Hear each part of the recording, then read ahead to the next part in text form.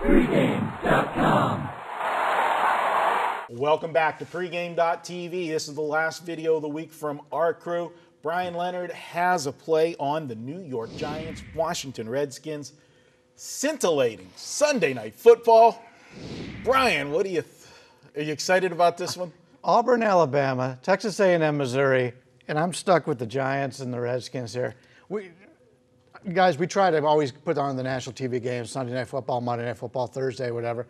I always end up with these lousy games to We figured you were used to the short end of the but you stick. hit them. That's a great. We don't care what the game is. You're hitting them. Who cares? The little big one. Yeah. Hey, what about NBC? I thought they had the flex schedule. How did this game stay? I read that they were flexing something, and it must be next week. It's next week. They can only flex a 4 o'clock game. They can't flex an early 1 o'clock game. All right, so tell me what's wrong with the San Diego game. You know, that would have been a candidate. It would have been, but I think they didn't want to change people's plans on Thanksgiving weekend and stuff. You know, he had tickets, so we're stuck with the Giants and Redskins. All right. Deal with it. I guess we got to talk. Well, if it's on the betting board, we can bet it. It's the only reason why people are watching this game. Exactly. The Giants had their chance. I mean, at home against Dallas, they tie the game, come back from the dead, tie it at 21. Couldn't close it out. I think we were all on Dallas, but I was on Dallas big, and after having Arizona State on Saturday, I blew 2 monster halftime leads 2 days in a row. I think got the W. We got the W, but I tell you what, I think I aged like 3 years and lost quite a bit more real estate on my forehead there. Wow. It's receding fast. Didn't realize there was much left. I didn't know he could age anymore.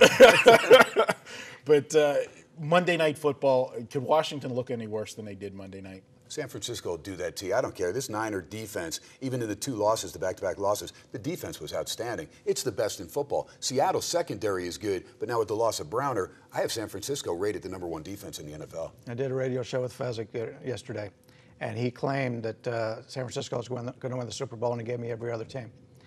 I took that bet. Of course, he's never going to pay it because that's. Have you ever cashed a one bet? time we went to the he went to the Tuesday meeting right after we did the videos or something, or did radio, and then I pointed to him. I go, "You're getting this, right?" And then he bought it. I got it archived on my show last night. Fezzik was on the show and said he gave you gave him 5-1 or 6-1 or whatever, 5-1. I thought he gave me 2-1. You better listen to the original radio. I'm just telling you what he said on my show, that you gave him 5-1. He has San Fran against the rest of the league. No, I don't believe that is okay, correct. well, I'm just telling you, this is what he said on my show. If you've ever listened to Fezzik on these videos or on the radio, I only take like 50% of what he says for truth because he's so outrageous. Yogiism. He just wants to be on ESPN and pull a. Who's one of those guys? 50% of what Fezzik says is 20% relevant. There you go. It's a yogiism. I like there it. You go. I like it. All right, Bryan, you know, we're looking at this game. You know, the NFC East is so bad that, you know, everybody but Washington's still alive. You know, you've got Philly and Dallas, you know, sitting in the catbird seat, but the Giants, as you said, last week's game, they win that game, they were right there. Now, losing that type of game, can they bounce back from that? I think they can bounce back. I mean, they've been in that position before. If there's one resilient team in the NFL, it's the Giants, because the Giants have looked really good, even going back to their Super Bowl days. They've looked really good at times. Other times they've looked like one of the worst teams in the league.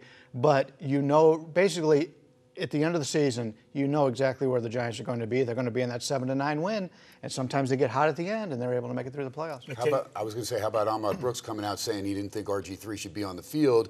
I think there is some relevance there because he is rushing back, and he knows Kirk Cousins, one of the best backup quarterbacks on any staff, is sitting right there waiting. And if Cousins gets his chance, I think he could be a starter. I agree. But if they make a switch to Cousins, I mean, what's that do for the RG3? You know, I know he's battling injuries this year, but this is supposed to be your franchise quarterback. I don't know that you can make a switch. Well, that's the story. People have talked about that. To be honest with you, it's obvious to me he's hurt. You just set him down the rest of the year. When he comes back, unless Cousins really does really well for him, he's your starting quarterback next year. But say, take the rest of the year off, rest up, come back next year. I think Shanahan's going to take a chance because he's on the hot seat along with his son. All right. Well, you know what? This is your free pick, Bryan. Let's make it official. All right. We've got the Giants and we've got the Redskins. It's on the schedule. Somebody's going to be watching it. Yeah, we're gonna take a look at this game, and I'm really surprised. To me, this is one of those classic overreactions to Monday Night Football. Ken talked about how bad Washington looked last week. Marco reiterated that. And sure, a team didn't look good on one night, but they played San Francisco, a pretty good football team. Now they're playing the New York Giants, a team that has some definite flaws. Go back and look on the season. The Giants are being outscored by 6.1 points per game. Redskins by 7.8, a 1.7 advantage, basically the same schedule. Passing numbers, almost identical for both quarterbacks, except for Eli Manning throws more interceptions. He has not been typical Eli Manning, and maybe this is the new Eli Manning. Washington, on the ground, they're a full yard better running the football than the New York Giants are. New York's dropped the last 2 meetings in Washington. They failed to cover 3 straight in Washington. In fact, the Giants have failed to cover 5 straight games in this series. Got a Monday night team, embarrassed. Now, granted, they did have 1 less day to practice, but they are playing a team they know very well. It's in their own division.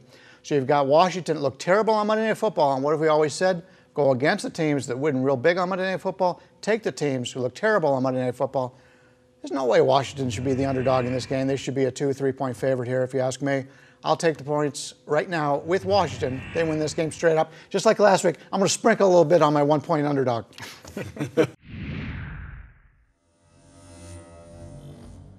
All right, good stuff from Bryan, and I'll add in there that would be my saying with the Washington Redskins. No team is ever as bad as their worst performance, and that's what we saw on Monday night.